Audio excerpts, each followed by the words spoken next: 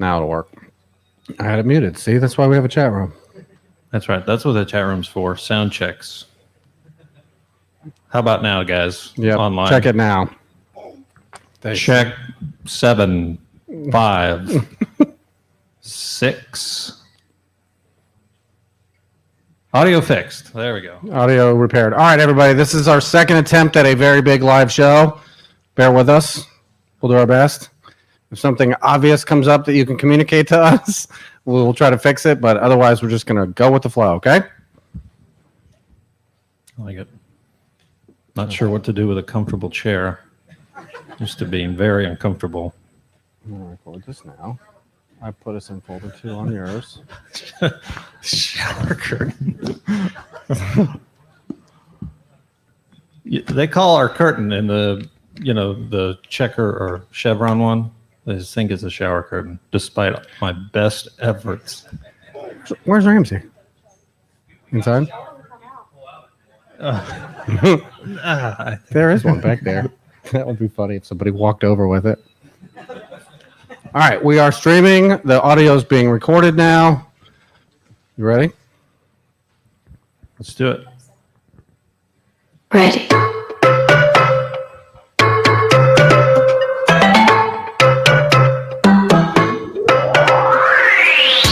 This is Opposing Bases Air Traffic Talk, and we are live at Taco Truck Airport for episode 200. Your hosts, Romeo Hotel and Alpha Golf, have over 40 years of aviation experience as pilots and air traffic controllers.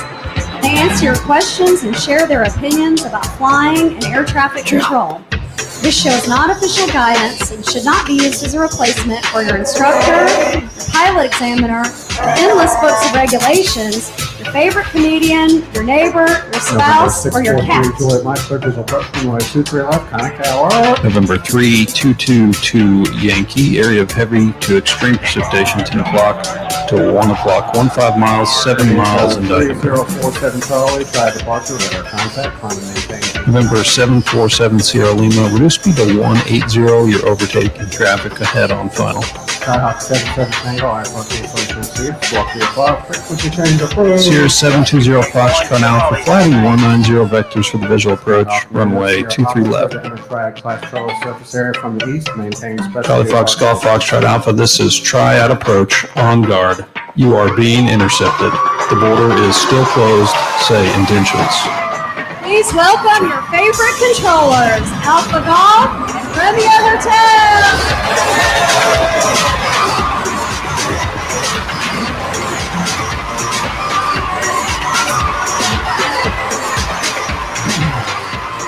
It's Saturday, October 23rd, 2021, episode 200. On today's show, we'll share our thoughts on the show, your shots on the show, relive some of our favorite memories of the first 199 episodes, and answer your questions live at the Wings of Carolina Flight Club in Sanford, North Carolina. What's up, BG? Hello, everyone. Happy Saturday. Yes. Here we are. And here we are with a lot of friends. Yes. As the folks online can see. I'm not sure that you guys know, but that right there, it's pointing at you in the crowd. Yeah. So wave to the folks online. All right. Thank you guys for coming out and joining us today at the Taco Truck Airport. That was that mic. That's all right. We'll put that back up there. We want to thank everybody for coming out to join us on a live recording here, and thank Greg for bringing the awesome taco truck out. Thank you, Greg. I want to thank the Wings of Carolina Flight Club for hosting us today. They set up all the chairs and made sure we had all the audio stuff we need. Jeff, please introduce yourself. This is Jeff, the president of the Wings of Carolina Flying Club. Hey, good afternoon. Welcome, everybody. The Flying Club is extremely excited to have opposing bases here. I know a lot of the club members are big fans of the show. They've come down here a couple times. Some of them maybe even flown with them once or twice. Yeah, we're really excited to have you guys here. I'm looking forward to a great 200. Thank you, Jeff. Thanks. All right, if you guys have not made an order for food, put it in now. They're going to be here for the remainder of the show, and afterwards, you guys have time, you can put an order in. Again, a shout out to Golf Mike, the owner of the taco truck. He's a show supporter, an active pilot in our airspace, and we really appreciate you doing this. You guys were really helpful during the shutdown a few years ago, and we didn't forget it. So thank you. It really is hard for me to slouch and get to the microphone. This is going to force what you call mic discipline. Mic discipline. You're better at it than me, but it's not so hard when you have to sit up. Yeah, it's easier when you can slouch and be comfortable, and then the mic's just there. Anyway. All right, so this is how we're going to do today. We're going to go through our semi-normal format, and then we'll get to microphone live questions from the audience. We have a couple door prizes we'll give out during the show, and just have fun. All right, let's get started. Ready. Since OB199, we have several new show listener patrons, Juliet Mike and Sierra Sarah. We have a new show supporter, Alpha Kilo, and Alpha Bravo Mike bumped up their show contribution to the show supporter level. Many of our awesome patrons are in this audience today. Thank you. You fly here or nearby Carolina Airport. Thank you for coming out. You normally are the only ones to get access to our live stream, which is going out to everybody today for our special episode 200. But that's usually reserved for our patrons on Mondays. We typically record Monday mornings and put us on the internet for you guys to watch. We want to thank you guys specifically. Thank you to our patrons and anybody else who supports the show with merchandise, reviews, and anything. We also got a gigantic PayPal contribution from patron Delta Zulu. He said, hey guys, enjoy some tacos on me this weekend. Thank you, Delta Zulu. Thank you. And if you'd like to learn more about supporting the show, check out opposingbases.com/opposingbases. And if you haven't done so already, leave us a 5-star review, subscribe, or follow, depending on your podcast player. So our episodes are waiting for you each week. And please give us a 5-star rating. Thank you, everybody. Thank you. Boop, boop, boop.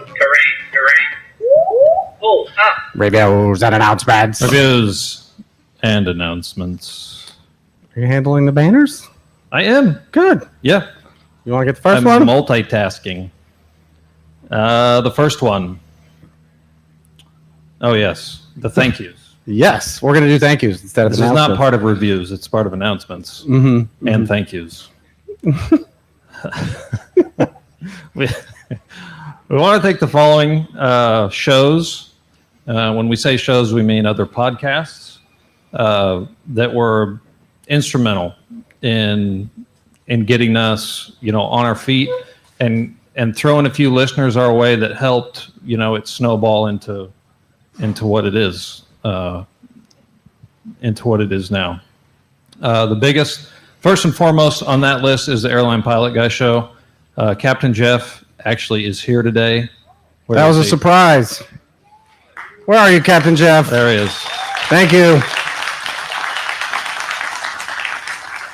Those guys have been really good about just dropping the name and pointing people our way, and so we are forever thankful for that. To Captain Jeff, Nick, Captain Nick, Steph, and Dana. So thank you very much. Thank you, Jeff. Welcome. We'd also like to thank Max Trescott at Aviation News Talk Podcast, Bravo Golf at Podcasting on a Plane, who did some episodes with us A while ago. Mike from Flying in Life, who's done some episodes, sent in audio, the Air Venture Notum episodes, and the Stuck Mike Avcast, where you did an interview, right? We both did that. We did that Was together. I there as well? That was the one that got us in trouble because it was at like 8:30 at night. Oh, yeah. The Terp Self. Can't forget the Terp Self. For those of you that don't know, anytime we have weird questions about approaches and the rules for making approaches that we don't understand and no one else does, that's why they're called elves. He answers those questions. Mike Kilo, our de facto aviation law expert. Thank you, Mike Kilo. DPE CFI and friend Ron Horton for countless advice and sharing your wisdom on the show and doing a show. AG's mom. Oh, that's my mom. She's right there. She's at almost every live show. She's there saying good morning to everyone, waking up the West Coast. People were concerned when she wasn't in the chat room recently. Yeah. Where's your mom? Right. She also is the maker of the beef jerky that's over on the table. You won't be able to eat other beef jerky for the rest of your life, basically. That's true. But I think there's still some over there. So grab some. There's some regular and some spicy. So help yourself to that. Of course, RH1, our show intro announcer who did it live today. Very nice. Thank Give her a you. hand. Our families who put up with this, who are not aviation nerds and deal with it anyway. And of course, our patrons and loyal listeners, without whom we could not do this. This is not possible without you guys. The show is not possible without you. So thank you very much. Give yourselves a hand, really.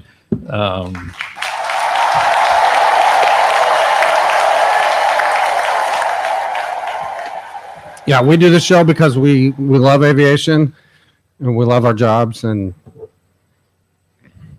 Do you have anybody to add to the thank you list? Did I get everyone? I forgot, Jason Miller from the Finer Points helped us out with a couple promos during the summer. Thank you. And again, thank you, everybody. You guys make this show possible. So quick reminder for anybody that's listening to the show that doesn't know, we're ad-free. We're 100% patron and some merchandise supported and PayPal supported. Almost every piece of feedback that you guys send us ends up on a show somehow.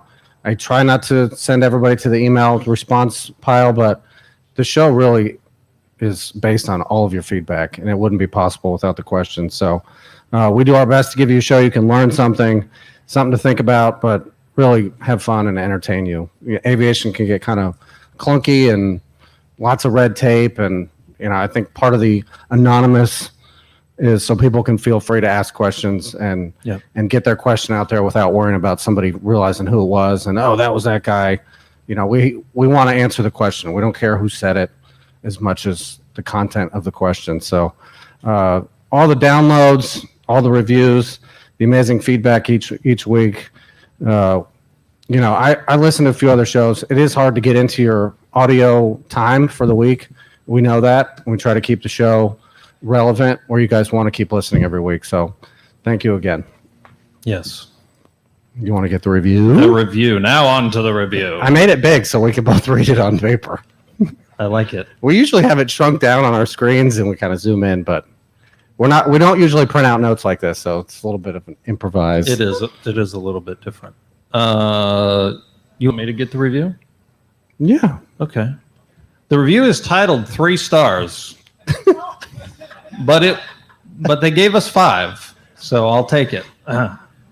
As a fellow person in the aircraft traffic business, these guys don't cover many valuable things. 3 days a week, I direct at least 2 aircraft in and sometimes out of the John Hancock FBO at Triad Airport. It's not all bad.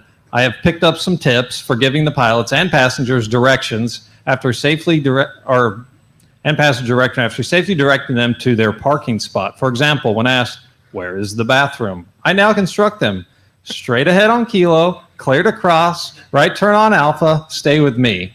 I used to tell them straight ahead through the main doors, down the hall to the right, and don't talk to the front desk girl. Side note, the front girl, Tiffany, thinks she's so important because she has a chair and the Wi-Fi password.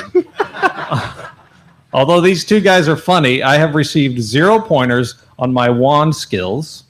So I flail them around, appearing just as clueless as before I started listening to the show. These guys need to start covering the real issues. When a pilot yells, "Clear prop," do I need to scream, "Yes!" back at them? Why do we have low lead fuel when there is no high lead? And most importantly, what color wands do you recommend? Tiffany has convinced management that I need to wear a bright yellow vest that clashes with my orange wands. I'm not happy about it, and am considering taking my talents across the runway to the free sock FBO. A fun story. Once I got to direct a Navy P3, and it was the coolest. Now for the sole serious thought. These guys are great. My favorite podcast, and a must listen for any pilot or air traffic controller, especially those center nerds. Sincerely, Billy. Definitely not patron Zulu Whiskey. Thank you, Zulu Whiskey. Stick with the orange cones. I mean, despite the clash, I know that it's hard for the fashion conscious, but the contrast it provides from the cones and the vest is very necessary. I assure you. So thank you, Billy. Definitely not patron Zulu Whiskey for the 3-star review. If you haven't done so already, leave us a review. Thank you, everybody.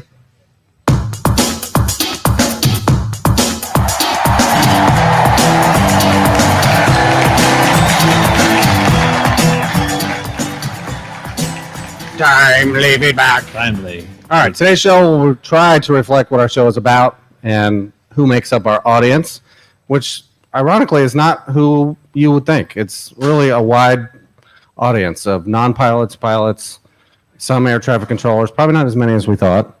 No. Maybe starting this, but we'll get to the live questions after we kick off with some audio and some timely feedback. You want one, or should I get one? You just did the whole review. I did that big review. It's very big, and especially since you made it. I mean, look at this. It's half the page, and you're doing this tiny little one down here. Number one from Patreon, Echo Mike. Hello, RH and AG. So excited for your upcoming 200th episode. Your podcast has been a big influence on me and helps me be a much better flight instructor. To my primary and instrument students, kind regards, Patron Echo Mike. I believe I met you today. Very nice meeting you. Thank you for the kind words. All right, let's do a door prize. We'll do a door prize between these. I like that. All right. Had a little list. All right. We have 6 door prizes we're going to give out today, and we're going to need your help to actually make this happen because we forgot to put out a sign-up sheet. All right. In no particular order.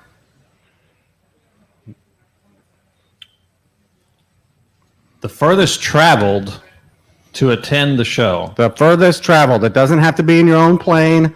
The furthest traveled to come to this show. They're out of Michigan. Michigan. Anybody farther than Michigan? Toronto. Houston. Ooh. I think that's pretty far. Washington State. Can anybody beat Washington State? You might have to be from Alaska. No? You win. You win. All right. You've already cleaned out our store, so we'll let you pick something out of the box of giveaways here. We got mugs, hats, and there's a jacket in there if you want the jacket. It's a rain jacket. It's not the one over there. It's a different one. Thank you. Yeah. And I'll put it in a bag for you. All right. Who's next? You get number 2. Number 2. Yep. Oh, we're not doing all the door prizes. We'll do one in between. We'll do one in between. You'll have to wait Mm-hmm. for number 2. And then you hit the little button and it goes da da da da da. From patron Charlie Hotel. If you're coming to the live show and having trouble finding it in the GPS, it's Killer Taco Truck Airport. Thanks, Kilo Preservation Society. I like that one. I do too. Is Charlie Hotel here? Is this the Charlie Hotel that happened to meet today? No? Okay. No. All right. Second door prize. I'll do this one. Second door prize. All right. These first 2 are not flying related necessarily. Today's second prize is the longest drive in a car. Who drove the furthest in a vehicle? Throw out a number. Just make it up. No one's going to be able to prove me wrong. Anybody drive here an appreciable distance? More than 2 hours? Jeff? You 5 drove here? What kind of pilot drives to an air show?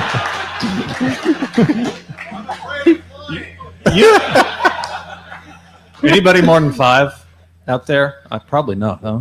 5 hours. Is 5 hours the winner? Winner. All right, Captain Jeff, you're the winner of the second one.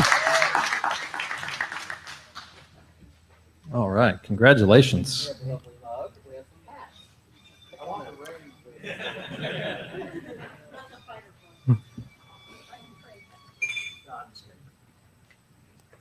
Yes, hand wash only, please. Yes. We'll have a blue mug with words on it. We're very fancy. We discussed this before. We're very fancy, so we do hand wash only mugs. It has All right. nothing to do with the quality of the ink. No. Am I number 3 or are you number 3?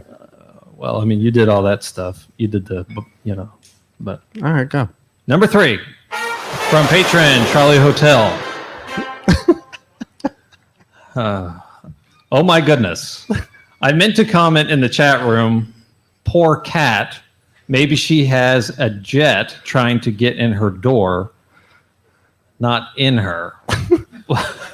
Okay, you remember what happened in the last show? The cat made a noise. She was right here in the house. And we were talking about cat door arrivals, which was the name of Oh, yes. episode 199. And the cat was, I don't know what she was thinking. She was upset. She couldn't find us. She's half deaf. Anyway, she was making noise. And she meant to say what you just read. Right. Instead, go ahead. By the time I realized I'd missed a word, the show was over, and I was shaking my head in horror. What's FML mean? What was me? That was perfectly timed. I'm sorry. Charlie Alpha is sorry too. Great show. I have a heap of questions. RE, wake turbulence and parallel runways and some other stuff. I'll flick them through with lots of acronyms and big words when I get some time. Congrats on the 200. Stellar effort and reflective of the quality of the show. Cheers, Charlie Alpha. Thank you, Charlie Alpha. Thank you. Charlie Alpha is usually in our chat room from Australia, where it's the next day there, or in the middle of the night the next day. So Right. thank you. Hopefully you're watching right now. All right, you want to do the next one? Here we go. Sure. This one. Oh. All right. This just did. This will be fun. Oh, no. The newest pilot rating or certificate? Newest rating. Anybody have any recent ratings? Anybody get a rating in the last week? 2 weeks? A month? A month ago, an instrument rating? Anybody inside of a month? Instrument rating's a big one, too. Uh-oh. Ooh, double I. Double I when? A month ago? A week. Can anybody beat a week ago? No. Come pick out a blue mug with yellow words. Winner, winner. There we go. I will give you your little sticker later. These are reminders for us. All right. What do we have left in the box? Hats and mugs. Hats And mugs. We got plenty. All right. I think I have this one. You have number... Number 4 from Kilo. Greetings, AG and RH and the opposing bases community. The Fargo meetup was great fun. This is one of your loyal listeners, Kilo. Thank you, Captain Jeff. Where we had good camaraderie and great food. I was really hoping for this to be a fly-in, but definitely Mother Nature had other plans. Kilo organized an APG/opposing bases meetup in Fargo a couple weeks ago. They sent us audio. I left a link in the show notes to a nice video they put together. Thank you for that. It was hard IMC all day, and at my airport, we had an overcast of 800 feet. I wish I had my camera ready because there was probably the most spectacular roll cloud to the west of Fargo that I think I have ever seen. We had a great time, and I'm hoping to be able to do it again soon. Congrats on 200 episodes. Such a great milestone. Only the best reach that level, so keep it up. Thank you, Kilo. There's a link in the show notes if you want to check out the video that they sent. And another shout out to Captain Jeff. It was really us tagging along on that meetup. Yeah, There's more APG community out there, so. that's true. All right. We got one more door prize. Door prize. One more. One more. Well, we got 2 more, but not one of them can't be done yet. Oh, Let's see. All right, let's do this one first. this one. All right. Furthest flown in a GA plane. Can anybody beat Toronto? You flew out here for this? No, All right, we're talking about today's show. Flown in. Okay. Houston. 8 Miles? Anybody beat 888 nautical miles in an airplane they flew into the show? miles, comma, nautical. Nope. Probably not. Sold. Winner. There you go. Thank you. You're going to want to wash that by hand, or you'll just have a blue mug. Yep. Without the yellow letters, it's still a nice mug. It's just.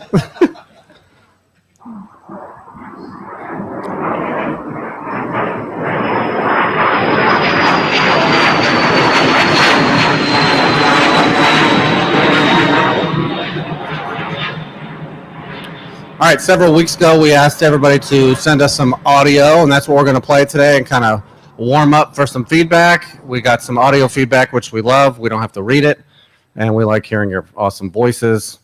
We hear pilots all day long, but the audio feedback really goes a long way with us. So without further ado, this is a few minutes long. We're going to play these and talk about them and then get some feedback. Sign your radar contracts in the bosom of the Bravo. Congratulations. Hold on. Wow.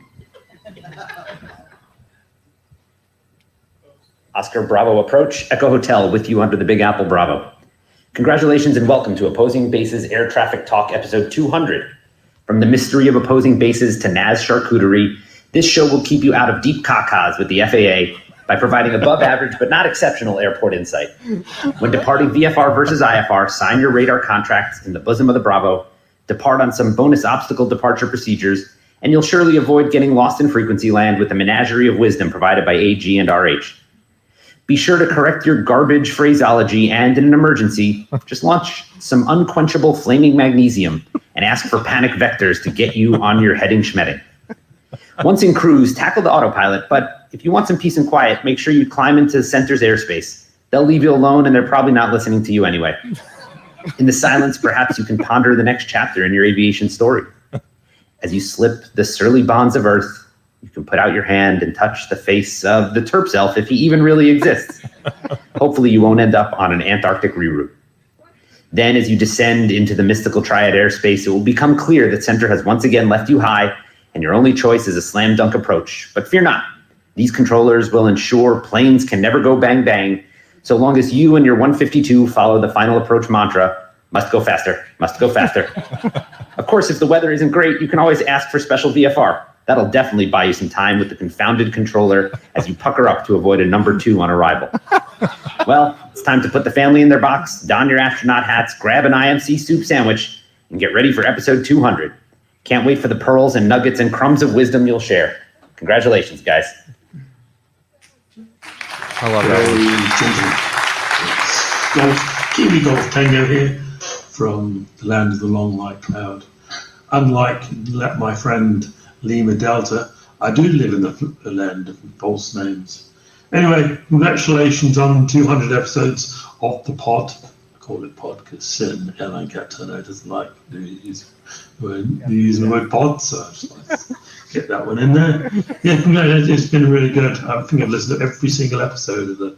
So maybe there's a syndrome like the APG syndrome. Maybe it's the opposing bases syndrome. There's no cure for. It's been great.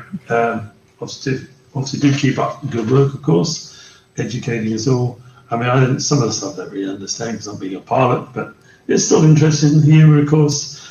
Missed you guys, of course. Gosh.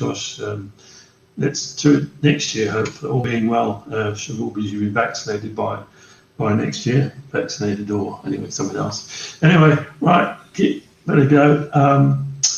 Golf Tango out. Hey guys, this is Mike India Kilo, just to say thank you so much and congratulations on 200 episodes.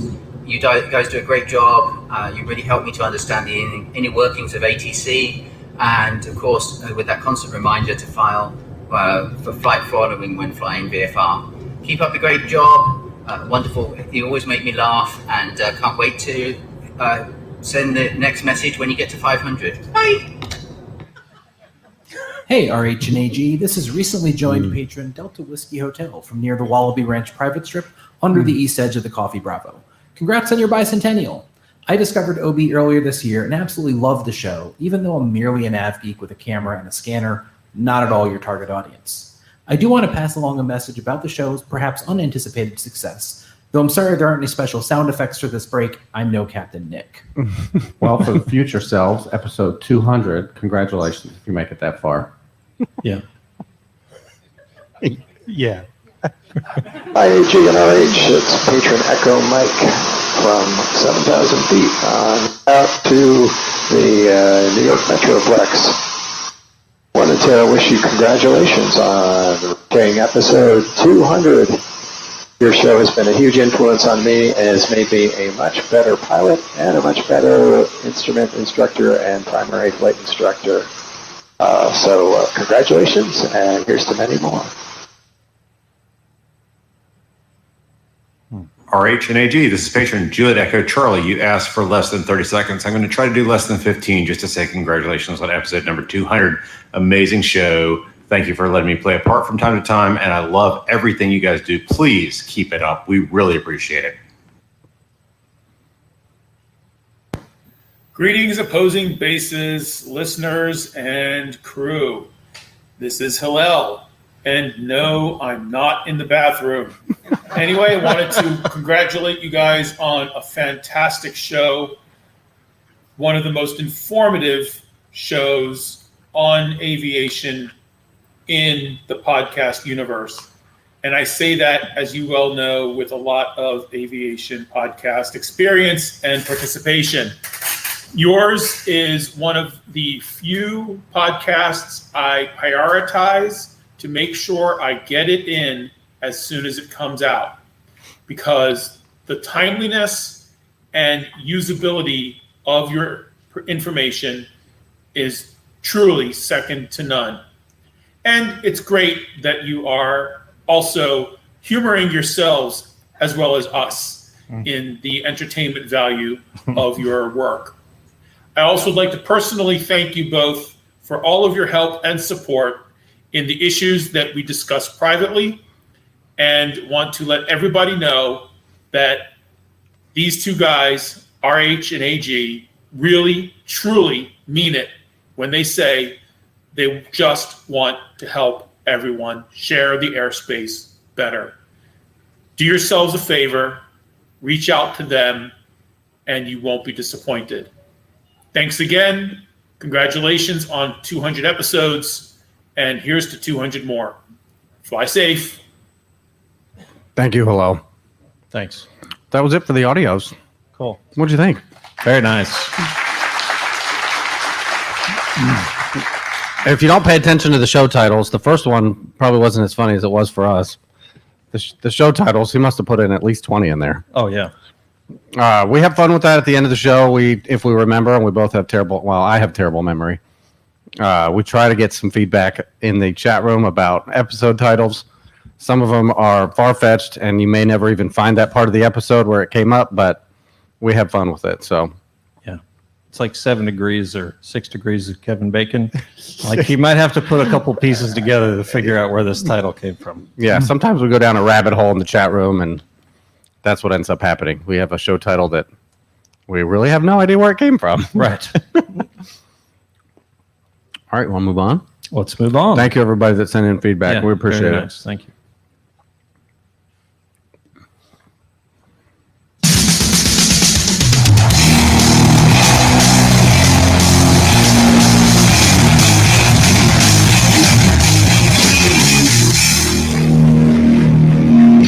Feedback time. Feedback. Which one do you want? You want one? One. Two? Are you going to read that little part at the beginning? I'll read that. Okay. Okay. I wrote a little note here so I didn't forget. All right. So the theme of the feedback hopefully gives anybody that hasn't listened to the show before a little idea of what the show's about. We're human. We do make mistakes. We want everyone to talk to air traffic. We want you to feel confident when you call. That's another takeaway I hope people can get from this show, is to reach out to a controller. They're not all the same. Some of them may be busier than others, but in general, we want to talk to everybody in the air, especially near our airports. So, and we want you to feel confident. Hopefully this show gives you the confidence to call us, knowing that we're normal human beings we make mistakes too. So, flight following, we endorse that a ton on this show. This is my opinion. I think there will be some that agree or maybe disagree. Flight following is the single most valuable tool for controllers and pilots aiming to keep your airplanes safe, separated, and sequenced properly. Everyone in the air is important, IFR and VFR, transponder, no electric, whatever. You're all important. And, I feel like we can all work together as a team, and hopefully this show gives you the ability to do that. So, yeah. I want to make sure people don't get the wrong idea, though, when RH says that we make mistakes. Because maybe between the two of us, like, we have 3 ever. Right. I had my first one just 2 days ago. It's a strange feeling. It really is. Want number 1? Number 1. From patron Delta Zulu. Hey, AG and RH, patron Delta Zulu here. Had a funny thing happen flying home over the Big Apple Bravo recently. I was at 7,500 and they top out at 7, so I thought it might be a good idea to talk to them on my way. It probably was a good idea. I looked up a nearby airport, found the approach frequency, gave them a cold call, and when they got back to me, I perfectly stated my location, destination, type, and altitude in that order. Very nice. Very nice. That's good. It's the right order.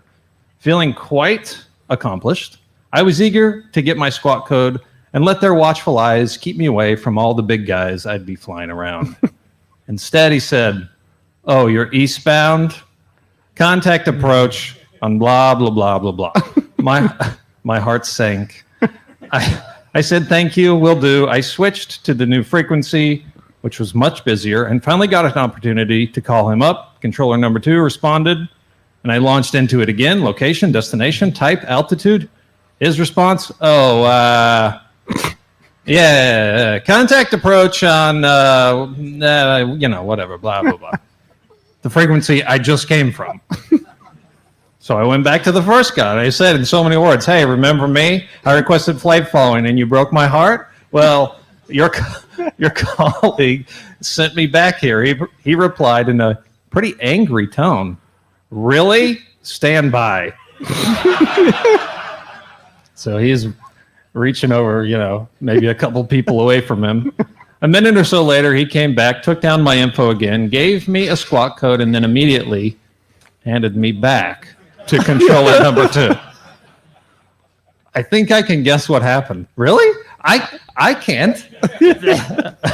They didn't want to deny me flight following, probably because I was right above their airspace, but that second controller felt too busy to type me in. I just wanted to pass along the story and see if you guys had any thoughts about it. What do you think went on behind the scenes between those 2 controllers? Thanks, guys. Still loving the show after all these years. Cheers, Delta Zulu. Oh boy, what went on? I think I have a guess. Okay, go ahead. So with different setup on, depending on which runway we are on, for example, if one day you were getting flight following from this specific place in space, you'd be on, we'll call it controller 2's frequency. When we're landing another way, you'd be in controller 1's final area for runway 5. So you called the frequency that you called a couple days ago. If you're in the final box and it's busy and you call the south controller who does not own final, they're probably not going to do anything with you because they're going to have to identify you in someone else's airspace. Now, if the other person's busy, they're going to take offense to you giving them this airplane to do all the work that you could have done for them. Yes. And then asking them to do it. And that was probably what was exchanged behind the scenes. I'm syncing over here, and you gave him back to me. Thanks. Yeah. But it might be an airspace ownership thing. And you're right. They didn't. That's great. They wanted to give you the flight following. You did everything right. You were persistent. You went back instead of. Some pilots may not go back to that first controller. They think they don't want to talk to me. I've been rejected twice now. Right. And I can't take it anymore. Right. Now, I've been in that spot, in that airspace. Above the New York Bravo is 3 busy airports, plus all the satellite jet airports for Teterboro, Morristown. It's a busy area. But strangely enough, the Bravo only goes up to 7,000 feet. 7,500 feet, you're going to get an air show. There's going to be people stop below you. Right. They eventually go higher than that, obviously, to get out of the New York area. But 7,500 feet, again, nothing wrong. He doesn't need a clearance to the Bravo, but it is a wise move to get flight following in that area. They may have a place for you to be that's not going to set off a resolution advisory and all sorts of alarms. So The cacas. the cacas, Yeah. yes. But I think that's what happened, and the other controller felt, hey, why'd you do that? All you had to do was type them in. Yeah. And if you gave a perfect call like that, which we're going to talk about on the next feedback, it's you said it in the exact way that we need to type it in. So you've already done the work. Just get him a code. Yeah, they really have no excuse. So Yeah. who knows? The controllers may have had a little back and forth more than that, but I think it was an ownership issue. Yeah, and if you have that, airspace ownership issue on top of these two controllers maybe don't get along, maybe there's a little bit of, friction. Mm-hmm. Yeah, just going to compound the situation. Great question, Delta Zulu. Number 2 from, I forgot we're going to do door prize. Door prize. One more door prize before we get our last one. All right. Is it my turn or your turn? One more door prize before we do the next door prize. No, one more door prize before we go to live questions from the audience. Oh.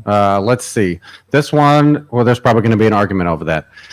Besides someone who's based at this airport, who may have flown today. Yeah, did a lap in the pattern and came back. That we want to know the shortest flight from another airport to here that you flew a plane in. Who's the closest airport? Did anybody come from Raleigh? 16 miles? Southern Pines, is that? Okay. Can anybody beat 16 miles? Anything less than 16 miles? So you basically took off, pulled the gear up, put it back down, and landed.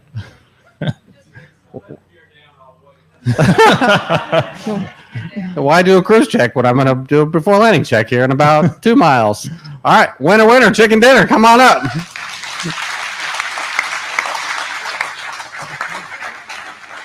Grab a hat or a blue mug with yellow words that will come off in your dishwasher. Just wash the inside.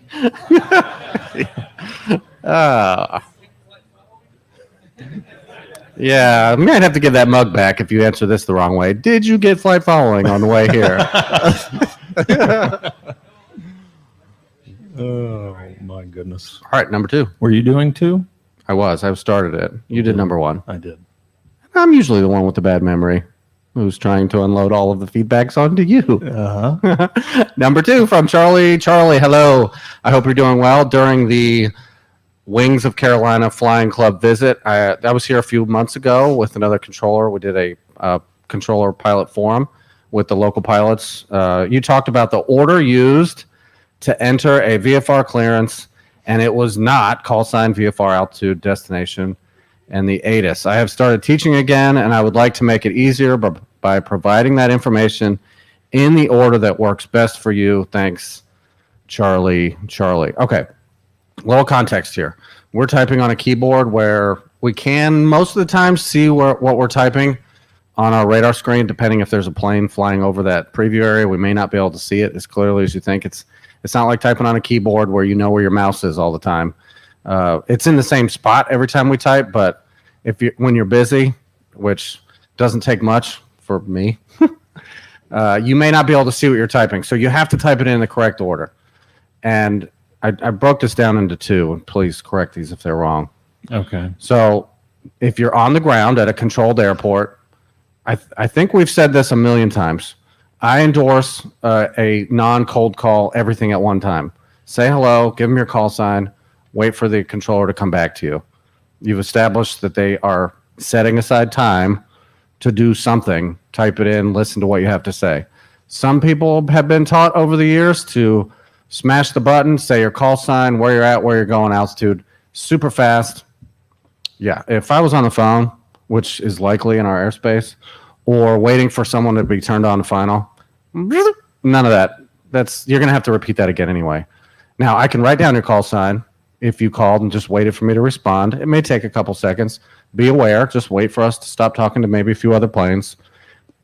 But I think you and I agree on that. Get the hellos. Yeah. Get Knock, the knock. wake-up call. I can type your call sign in and just sort of leave it there, and then I won't forget it. 10 seconds later when I come back to you.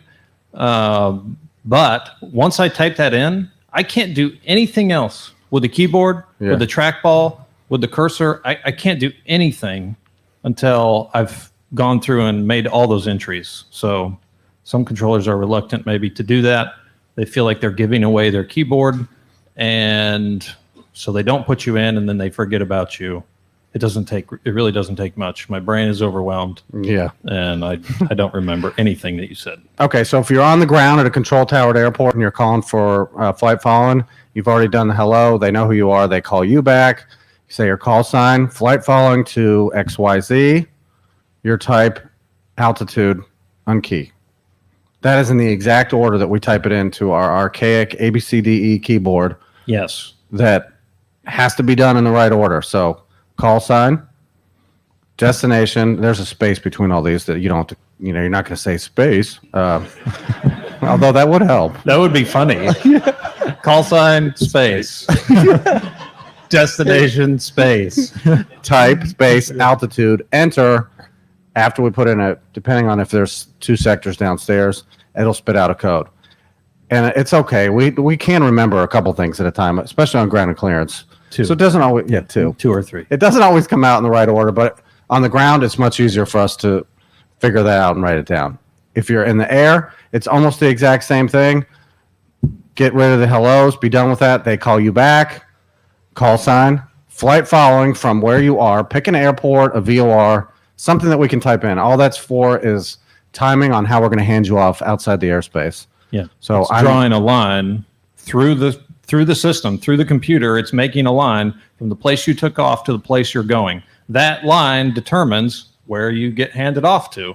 So if I type the wrong airport in and it completely changes the line that's drawn through the airspace, it's transparent to the pilot. That pilots don't care, but for us, it determines how the automation works and where, planes hand off to. And it tells us where to look on the scope for a target too. So exactly right. So you tell us where you are, where you're going, then your type, then your altitude, unkey.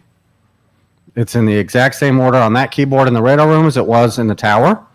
And we can type it in. We hit our space bars. We hit enter. Hopefully it doesn't give us a fix error, which happens because if you fat finger this keyboard, you may not have realized it, because to go back and correct the first item, you have to delete everything. I can't move the cursor to go back. And then we sound really dumb when we say, I messed that up. Can you do that literally all over again? Every time you hit the delete button, guess what? A penguin jumps off the iceberg, and it's usually the information that you just gave me. I'm just deleting it out of my brain. So airborne flight following from here to here, type, and altitude. That answer the question? Yeah, I think so. All right. We have one more door prize. One more. Before the last one. Oh, wait. No, that was it. We're going to do the next one after the feedback starts. So we have one more feedback. All right. From SGAG patron Juliet Sierra, they sent in audio, and we're going to talk about this question. NRH, audio feedback number 32 for today. RH was mentioning on the last episode about having not switched the tower frequency, and you've landed and you're off the runway and you switch to ground. And at this point, there was a tongue-in-cheek suggestion that you say, "How do you hear this radio?" And the tower would come back, you just see the light gun, and you come back and say, "Yes, thank you for that clearance." And I realized this was somewhat tongue-in-cheek, but I wondered if this was just to save our own bacon from a brasher warning, or was there some work that would be involved on the part of the controllers as well, and you're hoping to avoid that issue yourselves, and it wasn't simply out of altruism and concern for our continued holding of a pilot certificate. Thanks. Bye. Do you remember that conversation? I do. It may have been a little bit tongue in cheek. However, not untrue. That this happens all the time. Not all the time, but I don't know, maybe once a month. Yeah, once a month. Somebody is lost in frequency land, has legit radio problems. It's usually on the wrong frequency is typically what happens. They're lost in frequency land. So they're coming down final, and somehow when they switch to the tower or thought they switched to the tower, they're on the wrong frequency. And maybe now the approach frequency is gone, and the circumstances leading up to this, but what happens is the plane is on the wrong frequency, never talks to the tower, and never gets a landing clearance. Dun, dun, dun. Right. So the tower is trying to contact them. They usually, hopefully, tower reaches out to approach and says, hey, is that guy, could you switch him or see if he came back to you or see if we can find this guy? If that is fruitless, then the next step is the light gun. You're going to get the light gun out, and if they're clear to land, which most likely they are, they're going to green light them. Well, frequently what happens is the plane lands. When they taxi off the runway, they realize what has happened because they go to switch to ground and they look at the radio and go, oh, uh-oh, I've been on the wrong frequency this whole time. They'll never know. Right. Just, across the taxiway and going like, So they will usually call ground. And the first question ground is going to ask is, hey, did you see the green light?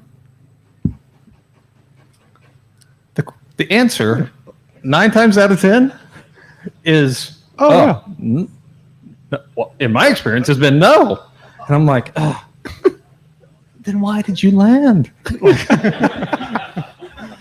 So that puts us in a bind. If you saw the green light and you landed, yes, everything's fine. So my suggestion was, if this ever happens to you and you taxi off and then ground says, hey, did you see the green light? You say, yes, I did. It's not a trick question.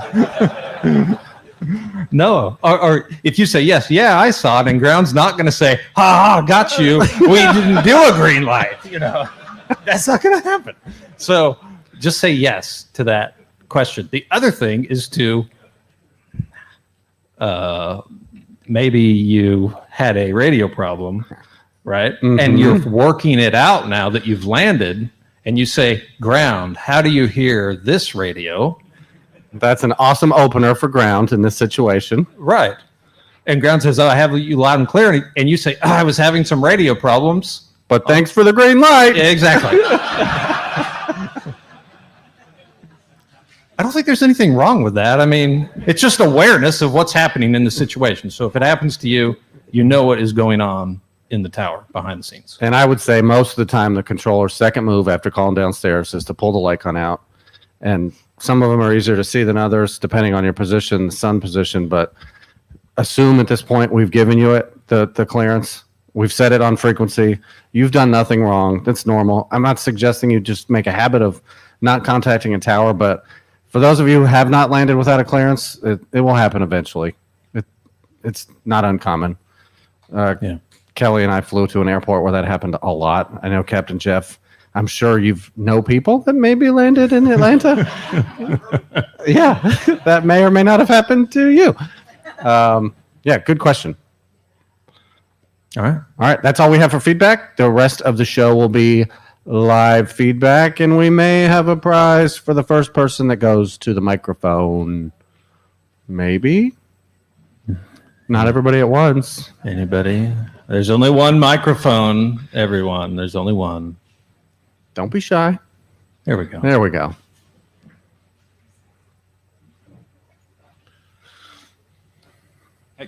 Great to be here. I'm the guy that flew from Canada.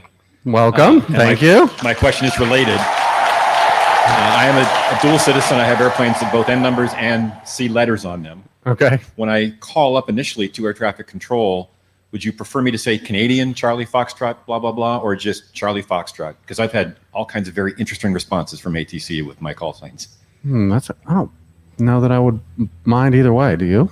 I wouldn't mind either way. I think Charlie Foxtrot is fine. Just, saying it like that.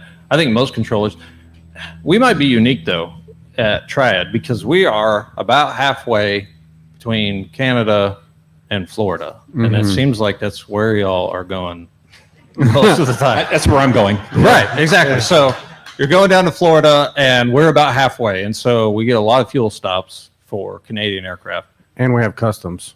We have customs. So Charlie Foxtrot is fine. Well, I mean, what this does to me is bring up my pet peeve of controllers not abbreviating Canadian call signs and saying the whole thing every time. Often it's referred to in the TRACON as the Canadian and alphabet soup.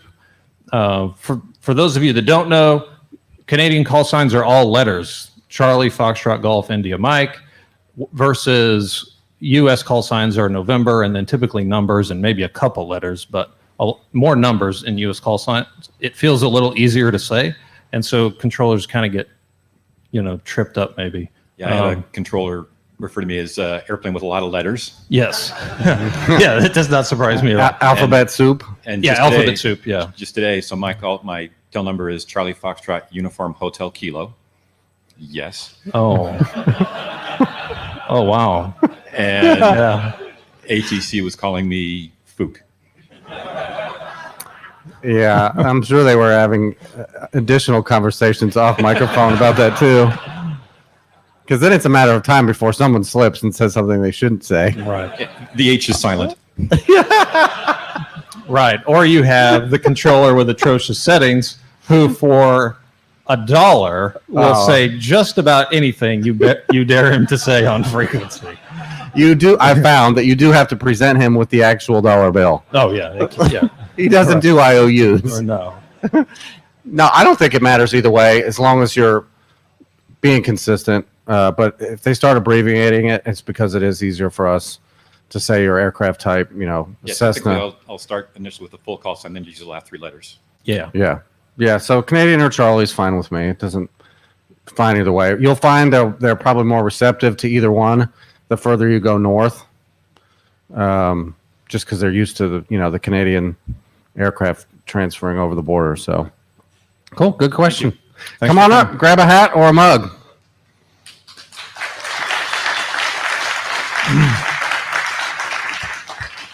Anybody else? The show's going to be awful short. Oh, here we go. Mr. Houston. Hey guys, Romeo November here from the great state of Dude, Where's My Power? And first of all, I don't use flight following because I got my instrument rating thanks to you guys.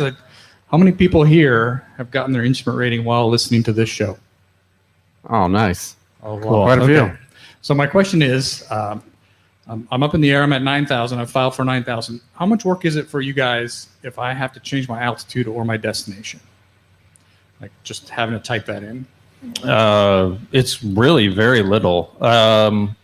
Like physically, someone has to go over to the keyboard, type AM for amendment, space, either your call sign or the CID, which is the computer identification number. It's a 3-digit identifier on your flight progress strip.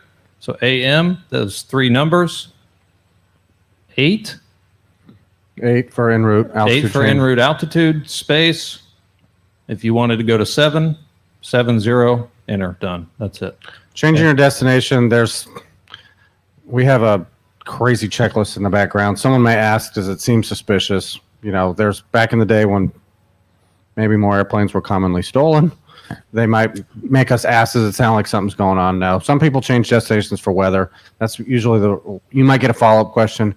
Hey, what's the reason for destination change?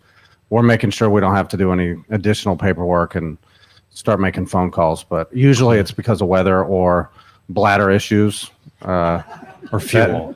Or fuel. Right. Yeah, fuel or human bladders. Yeah. Typically, GA, we're not going to fuss too much about a change of destination.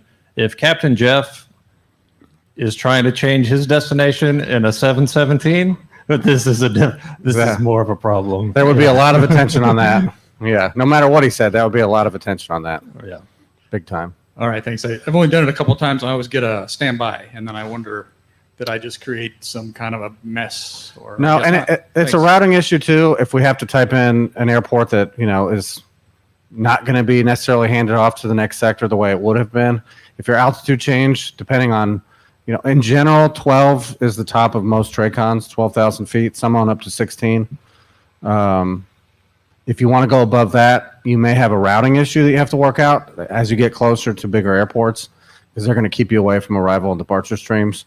It could result in you're no longer going on your filed route, but that's a good way to indicate to the controller that you understand the big picture. If you said, hey, if I go from 9 to 11, is that going to change my routing? That's a great opener. No, it's not. It'll make us think too, like, hold on, let me look at that first. Nope, it's good. Yeah. At that altitude, and we'll ship you. But it's a different keyboard. It's not the one that's in front of our radar scope. It's actually it's the FDIO.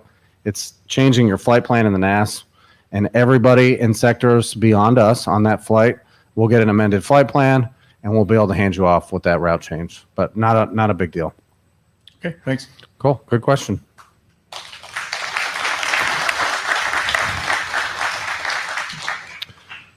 Come on up, Ron. I'm at 9% over here. What number? Screen is fading. 8. 8%. Romeo Lima Hotel. This is not so much a question. This is the guy who didn't get anything turned in for feedback ahead of time. I just want to thank you both. I see both from check rides and from students who have been listening to your show, who've been recommended by other people to your show, a difference in the level of their knowledge when they come to see if they can pass various check rides. And also, the main thing I'd like to thank you for is that there are so many people who you'll never get a chance to meet, maybe never get a chance to talk to, that you are changing their aviation lives for the better and the safer. And a great example of that is at least an older and then a fairly new episode you did on ODPs. Had a couple of those in the past because I'm still listening back to the 30s and 40s. Had one back then and had one not too long ago. And I think if that pilot that unfortunately here a couple of weeks ago in Andrews, that departed Andrews at night, would have heard that episode, they might still be with us today. So thank you for what you do, and thank you for all the people you're affecting. That's the true meaning of service to this community. Thank you. Thank you, Ron. Thanks. Ron did an episode with us several months ago now. Lifetime commitment to aviation. Thank you for that. It, by the way, is still our most listened to episode. Thank you, Ron, for everything. Hello. Hello. So you want to have information about flight following. Like if the pilot is calling for flight following, you want all the info in this specific order because that's the order you put it in on your keyboard. Is that the same for every controller in the country, or is it just a regional thing? It is the same, I think, for approach controllers that are using. No, because even on ARCs it was still, but I think everybody's basically on stars now. Yeah. For approach control, I'm fairly certain it's the same for everybody. The center, there are very few people that actually understand what happens at the center. This question may confuse them. Right. When you say they call you for something, what exactly do you mean? What could they be calling you for? Right. I can't speak to the center, but we're not here to make their lives easier. We're here to make our lives easier. You using that order that we use will still convey the information that they need. Exactly. It might not be in the exact order, but we're the ones doing the show. So, yeah. Good question, though. Thanks. Thank you.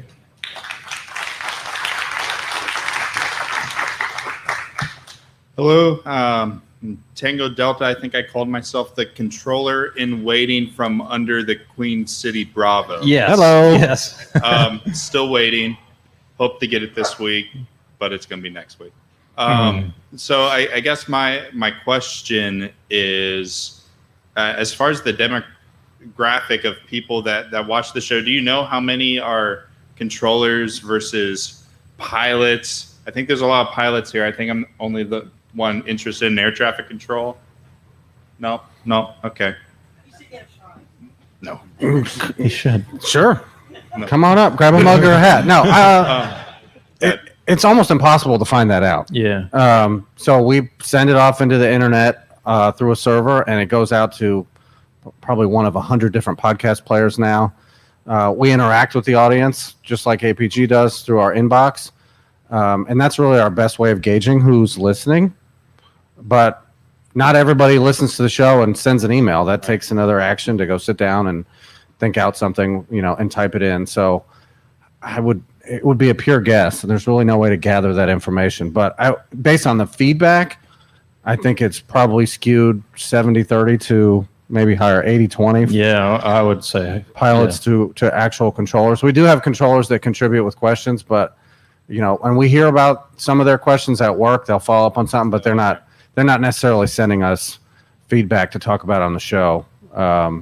So for feedback, I think it's skewed towards, you're right, it's probably higher than that. It's probably more like 95%. Yeah. Wow. Pilots or non-pilot aviation enthusiasts that send it in. But, I think there's plenty of people that aren't pilots that listen to the show. Our families aren't all pilots, and they listen. And I think there are a handful of controllers at different facilities that have reached out and said something cryptic, and hey, because they don't want to be identified either. Right. They don't want to be known as the av geek in their facility that enjoys aviation. Yeah, what a nerd. So, yeah. Awesome. Well, congratulations on 200 episodes. Thank you. Thank you. I think the problem with controllers is that they think they know everything, and so they don't have to listen to a show like this. Captain Jeff. Hi. Yeah, I was wondering if you could tell me where the bathroom is. That's right over there. Captain Jeff, thank you for everything. I want to say No. They say all the time that we gave them all this audience and everything else. I think it's only like 3 or 4 people. Hillel. That is not true. I can count on my hands. But no, you guys deserve it all. You did all the work, and you created this wonderful podcast in aviation that wasn't there before. This special communication between pilots and air traffic controllers is a lot of stuff that I've learned. I've been flying in the airlines for almost 33 years, and then the Air Force before that. And I learn something every episode, and it's one of my favorites. So, bravo. Thank you. That means a lot coming from you. Thank you. So, for those of you who don't listen to his show, I'm going to prop you up a little bit. Your show's format is something we've pretty much copied. A lot of our segments are based on things we learned from watching and listening to your show. It took us a couple years to finally get on the internet and stream out. Your battery died. We're camera only out there. Oh man! But I've called you several times and asked for tips on equipment and various things throughout the year. I cannot say it enough. Thank you for everything. Yeah, thanks. Hey, Greg. Hey guys, how are you? Awesome. Good. Nice to be here, and congratulations on 200. Thank you. It's a big number. So I have a question for you. So here I am flying this 172 XP. Yeah, Super 172. Super 172. Yeah. She'll make 0.5 past light speed. That's right. So here's my question. I guess 2 questions. One, I've got PDC. Okay. And when I file, I get my text from you guys. And when I go to take off, sometimes controllers don't believe I have PDC. They seem confused. Mm-hmm. And so they start to read back the whole departure, and I want to say, hey, wait, I've got it, PDC, I've got it right here, ready. I've got the squawk. So one, how can I convince you guys that I really do have PDC? And 2, what happens behind the scenes when you receive my flight? And how do you process that? How does it work? Okay, so as soon as at the 30 minutes prior to your proposed time is when the strip prints out. As soon as that strip prints out, if it is available to be sent out PDC, and for those that don't know, that is just basically a text form of your clearance sent. It could be, I think, over the phone, over your iPad, directly into the plane. It's through ForeFlight. Okay, so It's an automated way of getting your clearance. It becomes available. Now, controllers have a bias towards this because 99% of all the PDCs they send are airlines and some corporate. But there are probably half, maybe more than that, of corporate that doesn't have it. Oh, way So more than even half, those yeah. jet guys, you know, flying big like a Challenger or something, they don't even have it. So they're not even looking when your Skyhawk flight plan prints out. It's not even crossing their mind that this guy might have PDC. Now, locally, guys are starting to recognize your call sign specifically that, oh yeah, he does have it. Convincing them, I think the best thing you could do is when you call up initially, just say your code, have my PDC. You having the code is the only way that you would know that code is if you actually did have PDC. Solid evidence. Yeah. So I have my PDC, squawk in this, I'm ready to taxi with the ATIS. And I think that would solve most of that. I think another takeaway that people have to understand is that PDC used to be reserved for Part 121 carriers with ACARs. Now, that might have been all 20 years ago. In the last 5 to... Yeah, less maybe. Yeah. GA having it is a total, that doesn't make any sense to us because we never saw that. And what still happens is some of them have PDC and maybe they haven't quite learned how to actually get it. So when you ask them if they have their PDC, a lot of GA say, nope, I don't have it. Or they don't realize they had that capability in the subscription they had. There's a disconnect. So we're trying to merge a technology that was pretty much reserved for airlines. And even the one I flew for didn't have PDC because we didn't have ACARs. We had to call up and actually talk to a human and get our code and our clearance. And merging that with the amazing technology that you have available in an iPad or an iPhone now, in almost any airplane can have it with a subscription. That's super cool. That's a huge shift, and it's going to take for everybody to feel confident this Skyhawk has PDC. I think it's a few years away before we're not scratching our head going, really? Yeah. Do they So really I'm have a it? crazy guy, right? Yeah, I mean, you're not crazy. You're an anomaly though still because it's 1 in 100 are GA with a PDC. And we may send it thinking, all right, we'll try. But I agree with what he said. If you called up and said November 123 squawking 5212 ready to taxi, that the only way you knew that is if the PDC worked. And we've already marked that. It takes us literally a second to send a PDC. We have to pull up your call sign. It generates on a screen. This airplane has filed a flight plan. They have PDC, and we mark it on a strip with a different strip marking than you would get for a clearance. Sometimes I get a message that says negative PDC. Why? Some airports don't have it. The tower doesn't have the ability to transmit that information. That's a piece of technology that has to be in place at the airport. No, even from the airports that do have PDC, sometimes it says negative PDC received. That might be because something with your routing if it has to change. So this is another thing. It's going to take a long time to change. Yeah.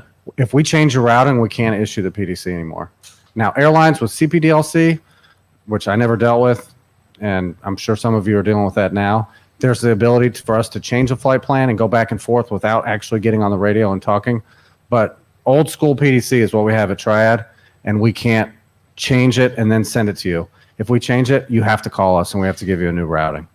All right. Thanks, guys. Yeah. Thanks. Thank you. If you guys haven't gotten any food, get the food.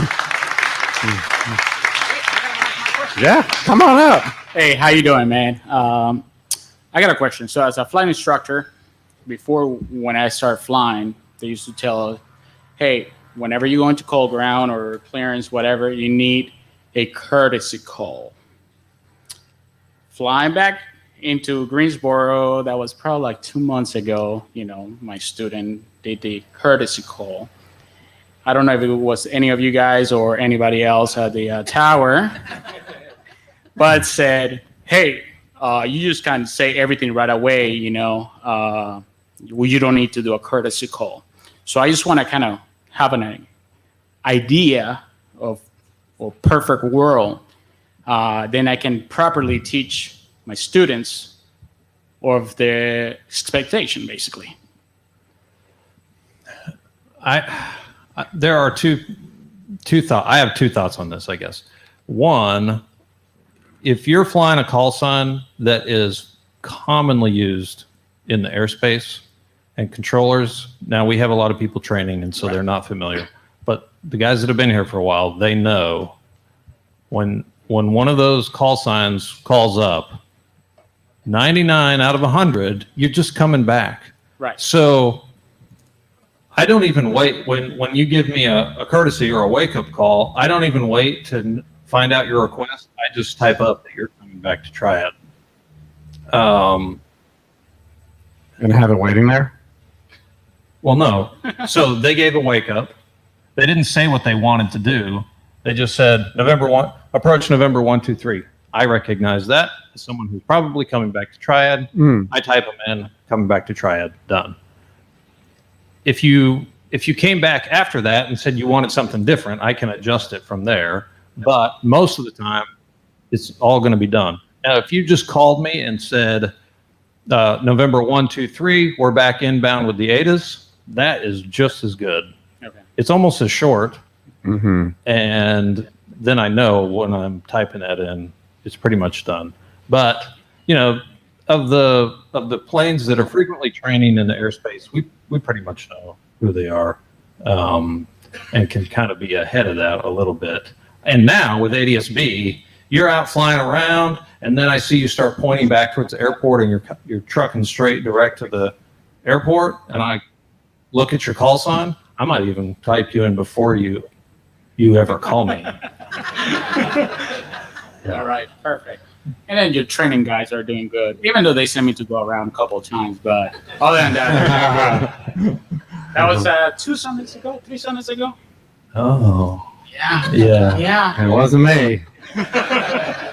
That brings up a good point to talk about. Thank you. For training. So somebody made a comment a few shows ago about this was a facility that was used for training. That's really any facility in the NAS can have trainees. Oh, yeah.